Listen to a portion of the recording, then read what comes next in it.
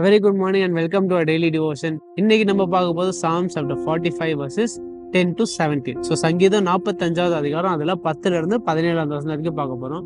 So நம்ம போன செக்ஷன்ல பார்த்த மாதிரி என்ன வந்து இட்ஸ் ஒரு கல்யாணத்தில் பாடுற மாதிரி ஒரு சங்கீதம் இது. அண்ட் தே ஆர் ப்ரைசிங் யாரு அந்த கிங்கோ இல்லைன்னா அந்த மாப்பிள்ளையோ என்ன பண்றாங்க, ப்ரைஸ் பண்றாங்க. அவர் ஹேண்ட்ஸம்னு சொல்றாங்க, அவரை வந்து என்ன சொல்றாங்க, ரைச்சியஸ்ன்னு சொல்றாங்க, அவர் நேர்மையானன்னு சொல்றாங்க.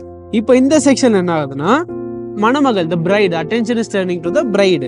இப்போ என்ன சொல்றாங்க, பிரைடு என்ன சொல்றாங்க, அவங்க அப்பாவை விட்டு அவங்க அப்பாவோட வீட்டை விட்டு வந்துட்டு என்ன கொடுக்குறாங்க, அலிஜியன்ஸ் அவங்களோட முழு ஒப்புதலும் யாரு கொடுக்குறாங்க, அப்பா வீட்டுல இருந்து இப்போ அந்த மாப்பிள்ளையோட வீட்டுக்கு கொடுக்குறாங்க. So she's giving her allegiance from changing allegiance from father's house to the husband's house. அதுக்கப்புறம் என்ன பண்றாங்க, அவங்களுக்கு வந்து ஹானர் பண்றாங்க, அவங்கள வந்து மரியாதை கொடுக்குறாங்க, அவங்கள ஹானர் பண்றாங்க. அதுக்கப்புறம் கடைசியில் என்ன சொல்றாங்கன்னா, இவங்க வந்து the bride is called out for her old allegiances. அவங்களோட பழைய அந்த மணமகளுக்கு இருந்த அந்த பழைய அலிஜென்சஸ், பழைய ப்ரையாரிட்டிஸ் எல்லாம் இப்போ என்ன ஆகுது, மாறுது. ஸோ முன்னாடி எதெல்லாம் முக்கியம் இருந்ததோ அது மாதிரி இப்போ கல்யாணத்துக்கு அப்புறம் என்ன ஆகுது, அவங்களுக்கு சேஞ்ச் ஆகுது. இப்போ மாப்பிள்ளை சென்டராகி எல்லாம் இருக்குது. ஸோ அதுதான் இந்த சின்ன சம்மரி. ஸோ இதில் நம்ம எடுக்க போகிற ஃபோக்கஸ் பண்ண போகிற வேர்சஸ் வந்து Psalms chapter 45 verses 10 and 11. So 45வது அதிகாரம் அதில் 10-11 says, "Hear, O daughter, and consider, and incline your ear. Forget your people and your father's house, and the king will desire your beauty." நான் சொல்றேன், "Hear, O daughter, and consider, and incline your ear. Forget your people and your father's house, and the king will desire your beauty."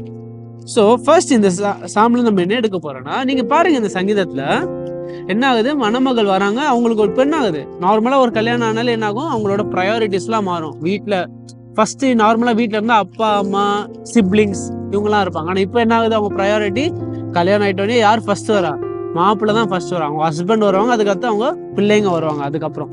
So அந்த மாதிரி என்ன சொல்றாங்கன்னா, இங்க நம்ம என்ன நினைக்க கூடாது, இப்போ அப்பாவை மறந்துட்டாங்க, அம்மாவை மறந்துட்டாங்க, வீட்டில் இருக்க அண்ணன் தங்கச்சி அவங்களெல்லாம் மறந்துட்டாங்கன்னு நினைக்கூடாது. So when the bride is call to change her allegiance from a father's house to the husband's, அதாவது அந்த மணமகள் என்ன சொல்றாங்க, உங்க அப்பா வீட்டுல இருந்து நீ மாப்பிள்ளை வீட்டுக்கு போகுது, என்ன ஆகுது, மாப்பிள்ளை வீட்டு தான் ப்ரையாரிட்டி வரதுனால என்ன பண்ணக்கூடாதுன்னு சொல்றாங்க. You should not just completely ignore the your father. உங்க மணமகள் வந்து புருஷனுக்கு முக்கியத்துவம் கொடுத்ததுனால அப்பா அம்மா எல்லாம் கம்ப்ளீட்டா டிஸ்ரிகார்ட் பண்ணக்கூடாதுன்னு சொல்லலைங்க. அதை வந்து முதல்ல நம்ம தெரிஞ்சுக்கணும். So just because your priority is changing from your father to your husband does not mean you should completely disregard or neglect your father, mother and siblings. So அது ஒன்று. ரெண்டாவது என்னன்னா இட்ஸ் சிமிலர், இது ஒரு சிமிலரா prophetic summary. It's showing Christ and church, அதாவது இயேசுவும் சபையை காட்டுது. என்ன ஆகுதுன்னா, இயேசு வந்து என்ன பண்ணாரு, சபைக்காக வந்தாரு. புதிய ஏற்பாடுல என்ன பண்ணாரு, இயேசு சபைக்காக வந்து அது என்னாச்சு, கிறிஸ்டியானிட்டியோட சென்டரே என்ன ஆயிட்டாரு, கிரைஸ்ட் ஆயிட்டாரு. பழைய ஏற்பாடு புதிய ஏற்பாடு பார்த்தா புதிய ஏற்பாடுல புதுசா யாரு சென்டர் ஆனா, கிறிஸ்டியானிட்டிக்கு. Christianity founded because of Christ. But ஆண்டவரை வந்து நேசிக்கிறவங்க, ஆண்டவர் விசுவாசிக்கிறவங்களுக்கு எல்லாம் யாரு சென்டர் ஆனா, ப்ரையாரிட்டி ஆனா, ஏசு கிறிஸ்து தான் ப்ரையாரிட்டி ஆனா.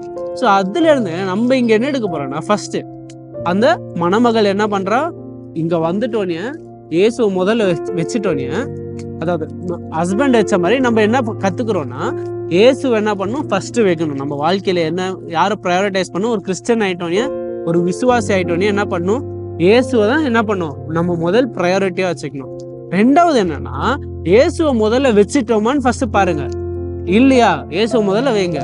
ரெண்டாவது, இயேசுவை முதல்ல வச்சுட்டோன்னே அதுக்குன்னு என்ன பண்ணக்கூடாது, உங்களுக்கு இருக்க மற்ற பொறுப்புகள், மற்ற ப்ரையாரிட்டிஸ் எல்லாம் நீங்க என்ன பண்ணக்கூடாது, ரிஜெக்ட் பண்ணக்கூடாது, மறந்துடக்கூடாது. இயேசுவை வச்சுட்டேன், எனக்கு என் குடும்பம் வேணாம், எனக்கு என் நண்பர்கள் வேணாம், எனக்கு வேலை வேணாம், எதுவுமே இல்லை, வெறும் இயேசுன்னு சொல்லக்கூடாது. யூ ஷுட் ஆல்சோ பேலன்ஸ் பண்ணும். இந்த சங்கீதம் தான் சொல்லுது, இயேசு தான் முதல்ல இருக்கணும்னு ரிமைண்ட் பண்றாங்க. ரெண்டாவது, இயேசு முதல்ல வச்சதுனால உங்களுக்கு இருக்க மற்ற பொறுப்புகள், மற்ற கடமைகள் எல்லாம் நீங்க என்ன பண்ணக்கூடாது, மறந்துடக்கூடாது. மற்ற கடமைகள் எல்லாம் ரிஜெக்ட் பண்ணக்கூடாது, மற்ற கடமைகள் எல்லாம் என்ன பண்ணக்கூடாது, தூக்கி போடக்கூடாது. ஸோ இந்த சங்கீதம் நம்மளுக்கு அந்த ரெண்டு விஷயத்தை தான் காட்டுது. and that is what I want us to take away. ஒரு சின்ன prayer.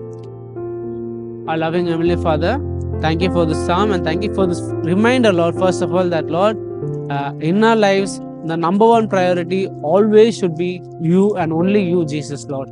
Thank you for this reminder, Lord. And Lord, secondly, Lord, even though you are the center, you are our number one priority, Lord, Lord, let us not disregard all our other family, all our other friends, all our other responsibilities, Lord. Lord, give us the strength and the wisdom to balance both, Lord. And Lord, help us always remember that no matter the circumstances, no matter the situation, that you are always going to be our number one priority, Lord. Thank you. And all of this in Christ's name I pray. Amen.